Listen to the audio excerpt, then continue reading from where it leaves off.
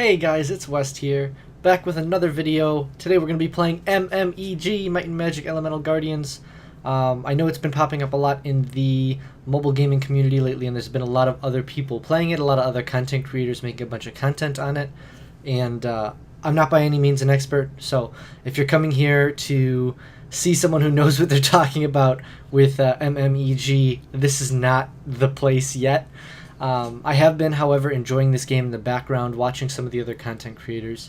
And I'm coming out with this video not to piggyback on other people's success in promoting this game and growing this game's community, but to say how much I really enjoy this game. Yes, I already know what the comments say. I already know what some people are thinking. People who haven't played the game, people who are coming from Summoners War or DHC, for example, who see this game are going to say, oh, it's just another one of those monster turn-based fighting games. It's just a copy and paste of all the other stuff. There are some similarities, but there's a lot of things that are different about this game, and there's a lot of things that are fresh and enjoyable, as well as Ubisoft being the creators of the game. I really have loved a lot of Ubisoft games growing up, between playing on console and some games on PC as well. I really love what the developers have done with the game, and I like that they're constantly trying to make improvements, and they seem to have a really good idea of how to communicate with the player base and structure some of their updates around making the game really enjoyable. And I guess we'll go ahead and talk about a few mechanics of the game so far. You notice that I have four monsters that I'm using right here, as well as I have my character, the avatar that is in the background, that fights occasionally as well. So basically, as you fight, the bar of your character will increase, and eventually they will perform whatever skill you've selected them to do. There are 3 different customization options that lead down different skill trees and do different things. I chose this one because I believe it was the most simple. It just does damage, and it defense breaks the enemies or reduces defense on the enemy, increasing your damage as well as giving your units some buffs. But this guy will move every so often and give you a nice buff.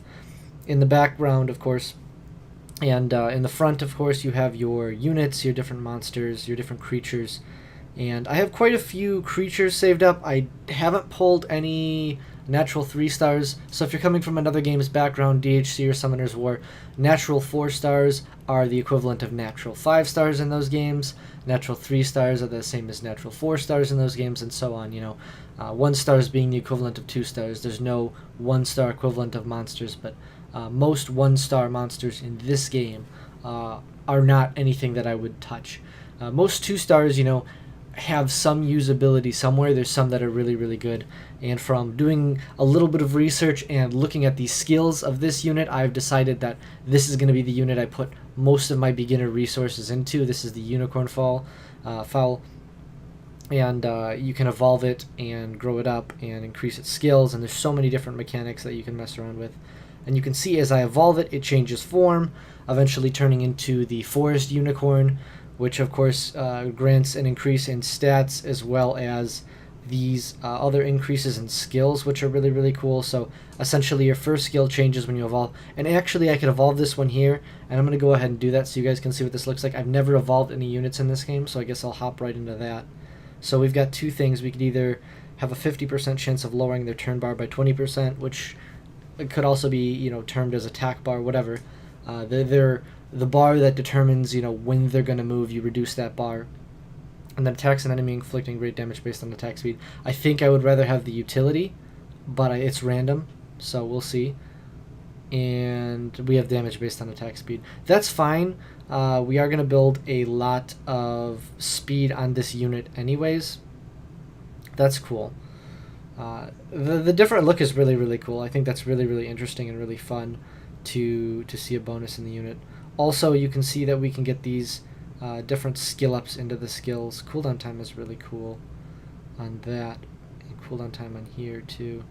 So the big reason why I built this unit is because the heal on the second skill is 250 plus 20% of own max HP, and it clears 3 harmful effects. So it's single target, yes, but it's a really big heal. And early game, I feel like I'm really not going to have more than 1 unit that's a damage dealer that's going to take a bunch of damage that I need to heal.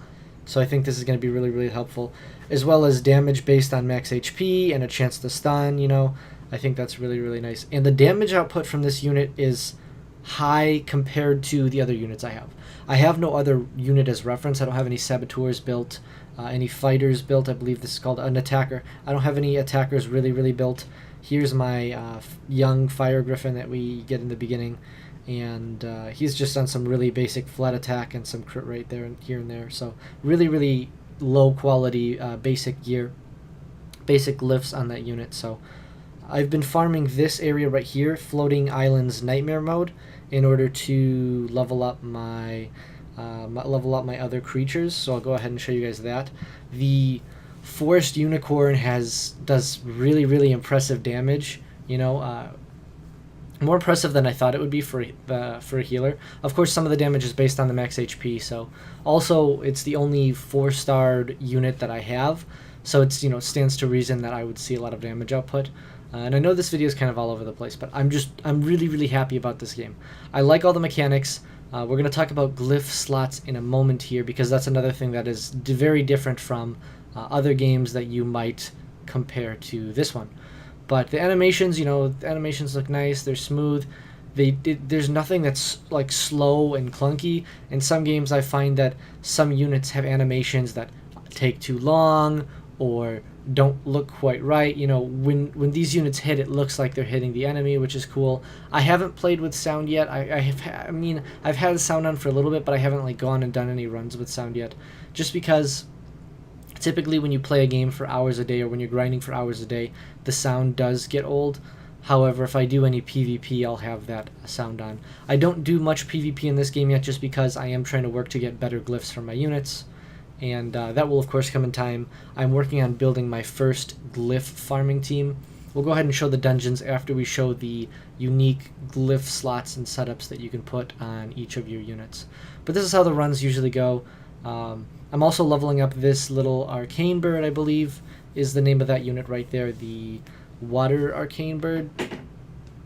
From what I have seen, both based on the skills that unit has, as well as some of the Reddit posts I've seen, he seems pretty good, the arcane bird, when you evolve him up into this dude, the Frost Simmer, if I am saying that correctly.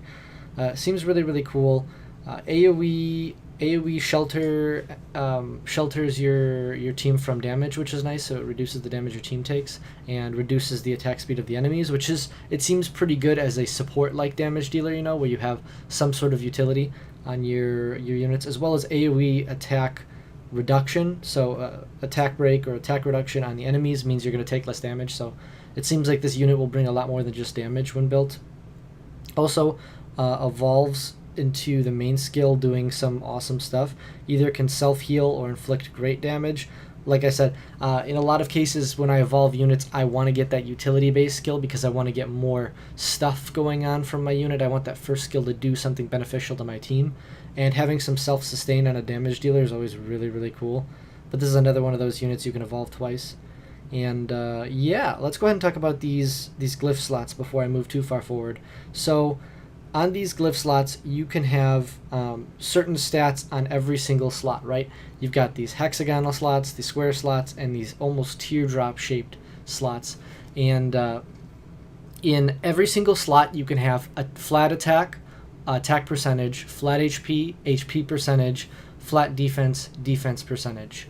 And then in each one of these different shapes of slots, you can have unique stats as well. In these square slots, you can have critical rate and critical damage, which increases the damage or chance of you, hitting when you hit a crit. So you'll hit a crit more often, or you'll do more damage when you do hit a critical hit. In the first slot, you do find speed. I haven't seen anything but speed as a unique item for this slot. In the last two slots, you can see resistance and accuracy percentages. So if you need more accuracy on your units, or you want to build resistance on a tanky unit, you can put those in the main slots as well. And then in the substats, you can see anything. From what I gather, you can see anything. Even in the case of having a speed in this hexagonal slot, the first slot, you can actually see speed in the substat as well, which is really cool, which means that on some of these units, when you start getting those really good glyphs, you can see a lot of speed in the substat, as well as a lot of speed in the main stat, which is really exciting.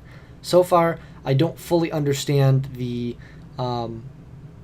fully understand the glyph slots. From what I understand, the higher you power your up, the higher the level of your glyph, the more substats you'll receive. You could see once this hit the 5-star point, or the point where all golden stars are filled in at a level 13 of this glyph, I do have 4 substats, in addition to my main stat of that glyph.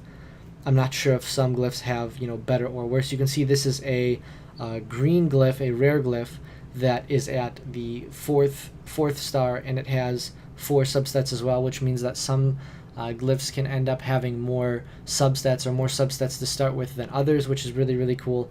But the thing that was most exciting to me is that you are able to have percentages on every single glyph slot, and this means that you can really stack up whatever stat you're going for, whether that's attack or speed or HP, or if there's a unit that needs a bunch of different things.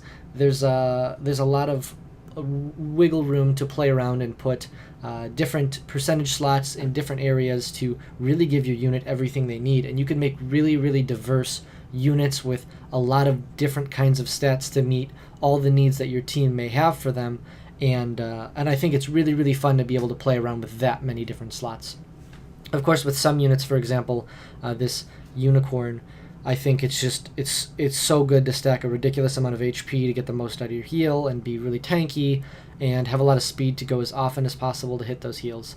So I've been trying to farm and get these epic glyphs from the battle mode on the floating islands, just in the Shattered Islands, farming area. I occasionally do simulate. It's really nice to be able to simulate and fly through this. I'm sure there's a more efficient way to use your instant battling tickets, but right now I'm just worried about getting the best glyphs possible for my support units. Of course, once I get at least one more, I'm just trying to switch this one out right here, and I think I might have something to fill that in with an HP percentage, and I do. That's wonderful, actually. So now I have 2 epic HP percentages. So let's go ahead and put that on here. Yep. I also like the glyph replacement system they have when you're putting on new glyphs. You can tell exactly what you're doing, and you get a little bit of a confirmation before you just overwrite your current glyphs. That's kind of a nice feature too. But I'm just trying to stack as much HP percentage as possible on this unicorn. I know there's probably some better units. I'm doing as much research as I can. For the most part, though, I do want to experiment and enjoy the game, and there's something really refreshing about hopping into a game that you know very, very little about and figuring things out and toying around with things and trying to improve at your own pace, and learn as you go. Of course, I can just look up guides for the best units, but it doesn't really make sense for me to use all of the best units without understanding what makes them so good. And by going through my approach, which may end up being a lot slower, I feel like I could learn a lot more about the game and make some real progression by understanding why units are good, and maybe be able to translate that into content that can help you guys. And so right now I'm just leveling up units that I think are going to be fun to play with, and units that I think are going to be influential in my glyph farming dungeon, or my glyph farming team, because the first thing I'm going to be worrying about after I get the units that I need leveled is going to be getting glyphs for all those units so that they can be as powerful as possible.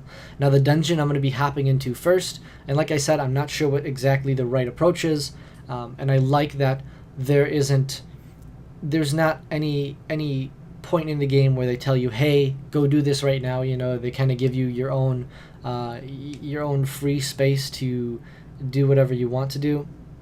I'm gonna hop into the strength dungeon and try to get some glyphs, some attack-based glyphs for my little birdie right over here, this little water arcane bird, and I'm gonna work on getting him evolved up to the frost simmer, just so that I could use him in that team. I think he's gonna be pretty fun to play with in that team as well, alongside my forest unicorn. So the glyph dungeons over here at the Dragon Mist Islands, you see all this stuff going on, stuff that I don't even want to delve into because I don't even have the full understanding of. What I do understand, however, is the elemental towers, where you get these different materials that you use to evolve your units, basically increasing their power level, giving them more skills, and increasing their base stats. So it's really, really nice to be able to go here and you farm through here and try to get whatever material depending on the day. Of course, right now we have this going on. I think it's the all elemental tower dungeons are open. So If you want to hop in any one of those towers, you can go ahead and hop into them like right now because the special event is going on. So today I'm going to spend some time farming for the materials needed to evolve as many of the units as I'm going to use as I possibly can. Of course, focusing on the main units, of course, trying to get my frost simmer into a frost simmer, and things like that. And then here we have the glyph dungeon where you could farm for glyphs. Each one of these 3 different dungeons drops a different type of glyph. The benefit dungeon seems like it drops all of the stats that, or all the rune or the glyph sets that are. So the benefit dungeon seems like it drops all of the glyph sets that pertain to survival. So you get the HP bonus from vitality, the defense bonus from the defense set. You get some endurance, which I believe is resistance, and then you get immunity, which is a turn of immunity, meaning that you can't receive any negative effects on your units. And then we have wrath, which is more about all the other things that you want. You have lifesteal, appeasement, precision, I believe, is accuracy. Haste is what is going to be for speed. So I'm guessing a lot of people are going to be farming wrath 10 if they can, because they want to get as much speed on their main units as possible. And then of course we have strength, which you can farm for, your attack stats and your crit rate and all this other stuff. All these other stats that are really useful, but I'm going to start in strength probably, because I am going to try to build a damage dealer so that I can farm through the other areas and possibly even push me somewhere in arena. Right now I'm not too worried about PvP content, but in the future I am going to need to worry about that. So I'm probably going to end up working on the trying to farm really fast haste sets in the Wrath dungeon. So we'll see about that. I'm going to do more research on teams, but for right now I know there are some units that I do want to build, and most of the units that I have 3-starred right now I do want to build. Like I said, I am building this unicorn. I plan on building this Blackfang rogue, mostly because she has AoE poison, so she applies poison to all enemies, which does a set amount of damage, or a damage based on their HP, I believe. So that's pretty nice. Poison debuff seems like it's very relevant in this game, so I do plan on using that.